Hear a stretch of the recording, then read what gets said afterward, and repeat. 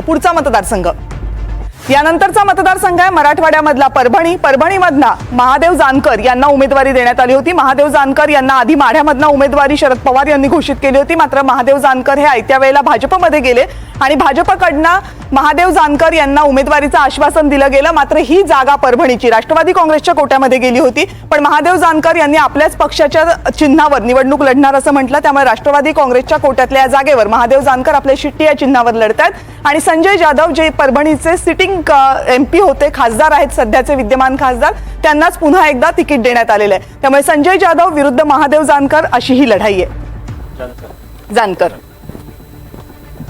संजय जाधव, पण मला थोडं कारण सांगायला आवडेल। एकतर जेव्हा महाविकास आघाडी नावाची एक रचना इथे अस्तित्वात आली तेव्हा त्याला सगळ्यात पहिल्यांदा विरोध करणारे होते संजय जाधव। ओके, की आपल्या एनसीपीशी विशेषतः अजितदादांची पटू शकणार नाही हे त्यांनी मातोश्रीवर येऊन सांगितलं होतं म्हणतात। त्यामुळे तिथे कुठेतरी मला लढाईची संधी मिळते याचा ते घासून प्रयत्न करतील। जानकर तसे थोडेसे बाहेरून आलेले उमेदवार आहे, बारामतीसाठी जानकरांना तिथे उमेदवारी दिली गेली आहे। दुसरं असं की प्रत्येक मतदारसंघाचा ट्रेंड स्पॉटिंग करताना आपल्याला काही गोष्टी लक्षात घ्याव्या लागतील। जसं बीड मधून ओबीसी पोलरायझेशन भाजपच्या दिशेने तिथे सुरू झालं, महाविकास आघाडीला उत्तर द्यायला नंतर जो काय प्रयोग झाला त्यानंतर आज जे काय एक सर्वपक्षीय ऐक्य दिसतंय एक वेगळंच, त्याचा जो काय तिथलं मॅनिफेस्टेशन आहे ते भाऊ बहीण म्हणून एकत्र आलाय। त्यामुळे आपण मतदारसंघांची जेव्हा चर्चा करतो तेव्हा या गोष्टींवरही बोलूया आपण, कारण त्यातनं ट्रेंड्स लक्षात येतील। ओके ओके, जानकर की एकतर जानकरांना दिलेली उमेदवारी बघूनच असं वाटतंय, त्याही वाटत होतं आताही वाटतं की यांना काहीतरी आपल्याला ऍडजस्ट करायचं आहे आणि यांना निवडून आणण्याची आपली जबाबदारी आहे। त्या जबाबदारीनुसार स्वतः PM तिकडे आले।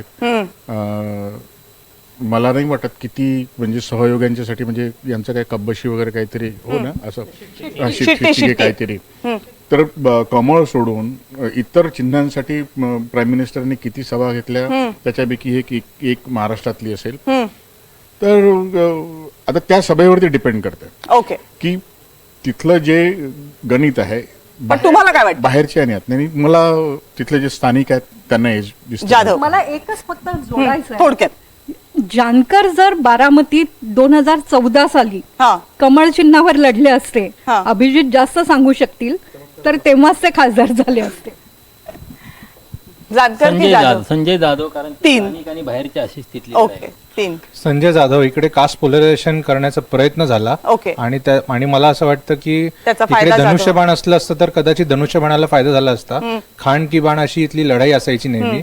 यावेळेस उद्धव ठाकरे म्हणजे त्यांचा पक्ष असल्याने मुस्लिम मतदान पण मोठ्या प्रमाणात इकडे आहे आणि तो तिकडे वळलेला मला दिसतोय। 4-1 महादेव जानकर, 4-2 महादेव जानकर। एका वाक्यात का? मला असं वाटतं की हा मतदारसंघ फार महत्त्वाचा होता महायुतीसाठी। त्यांनी तिथं महादेव जानकरांना तिकीट दिलं, तो ओबीसी बहुल असलेल्या जिंतूर आणि गंगाखेडमध्ये जानकरांना चांगलं मताधिक्य भेटेल। मराठवाड्यातल्या निवडणुका खान आणि बाण अशा होतात, नेहमी खान याचं मतदान काँग्रेसला जातं आणि बाणाचं शिवसेनेला, पण इथं मात्र यावेळेला उलट झालंय, खानाचं मतदान हे मशालीला गेलंय आणि जे बाणाचं हिंदुत्ववादी मतदान आहे ते शेट्टीला गेलंय। त्यामुळे या मतदारसंघाची रचना ही आणि तिथं झालेलं ध्रुवीकरण हे वेगवेगळं होतं। आणि शेवटचा मुद्दा सांगतो, इथे 4 मराठा उमेदवार उभे आहेत। इथं वंचितचे पंजाबराव डक उभे आहेत जे हवामान तज्ज्ञ आहेत आणि त्यांना चांगलं मतदान पडेल। दुसरं समीर दुधगावकर हे जे उमेदवार आहेत हे जरंगे पाटलांचे समर्थक आहेत आणि तेही बऱ्यापैकी मतदान घेतील। एक किशोर ढगे नावाचे उमेदवार आहेत आणि ते सुद्धा मतदान घेतील आणि एक चौथा उमेदवार आहे सुभाष जावळे। या 4 मराठा उमेदवारांनी किती मतदान घेतलं यावर संजय जाधव यांचं भवितव्य अवलंबून आहे। 2019ला संजय जाधव निवडून आले होते, त्यावेळेस वंचितचे आलमगीर खान उभे होते, त्यांना 1,47,000 मतदान झालं। यावेळेला आलमगीर खान हे बसपाच्या तिकिटावर आहेत, त्यामुळे इथं सगळं गणित बदललेलं आहे। आणि शेवटचं, देशातला हा एकमेव मतदारसंघ आहे इथं राष्ट्रीय पक्ष कोणीच उभं नाही, त्याचं चिन्ह नाही, ना भाजपचं चिन्ह आहे ना काँग्रेसचं चिन्ह आहे, असा कुठलाही पक्ष देशातला एकमेव आहे। हा, आणि त्याचबरोबर राज्यातले जे चिन्ह आहेत धनुष्यबाणी इथे नाहीये, त्याचबरोबर घड्याळी इथं नाहीये, मनसेचे नाहीये, तिथं निवडणूक लढवत नाहीत. त्यामुळे या मतदारसंघात सगळं जर आपण गणित पाहिलं तर हे म्हणून म्हणतात जगात जर्मनी भारतात परभणी. आणि निकालानंतर सुद्धा असंच म्हणतील की परभणीकरांनी वेगळा निकाल दिलेला आहे. ओके, तर परभणीकरांच्या निकालाबाबतचा अंदाज बांधताना संजय जाधव यांना आघाडी मिळताना दिसतेय, तर महादेव जानकर यांना पिछाडी मिळताना दिसते. 4 जणांनी संजय जाधव यांना आघाडी मिळू शकेल का, संजय जाधव विजयी होऊ शकतात असा अंदाज व्यक्त केलाय. तर तिघांचं म्हणणं आहे की महादेव जानकर यांना आघाडी मिळू शकते. त्यामुळे हा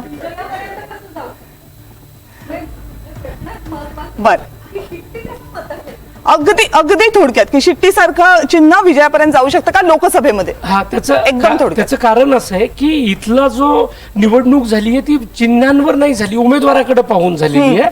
आणि या निवडणुकीत उद्धव ठाकरेंनी प्रतिष्ठा केली, नरेंद्र मोदींनी प्रतिष्ठा केली आणि चिन्ह सगळीकडे पोहोचलंय. म्हणून ही निवडणूक चुरशीची झाली आणि शिट्टी चिन्हावर निवडणूक होऊनही ती विजयाप्रत जाऊ शकते. ओके, पुढचा मतदारसंघ बघूयात. परभणीचा अंदाज आपण घेतला, यानंतरचा मतदारसंघ